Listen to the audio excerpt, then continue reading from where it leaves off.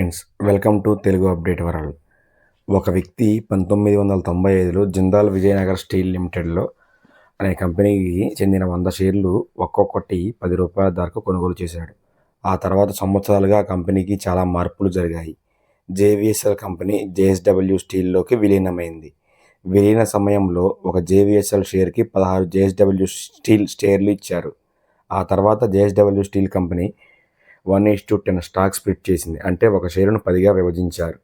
ఇలా అన్ని మార్పులు కలిపి చేసుకుంటే ఆ వ్యక్తి దగ్గర ఉన్న మొదటి 100 జేఎస్ఎల్ షేర్లు ఇప్పుడు 16,000 జేఎస్డబ్ల్యూ స్టీల్ షేర్లుగా మారాయి. ప్రస్తుతం ఒక జేఎస్డబ్ల్యూ స్టీల్ షేర్ ధర ₹1,146 ఉంది. అంటే మొత్తం విలువ 16,000 × 1,146 సుమారు 1.83 crores అయిందనమాట.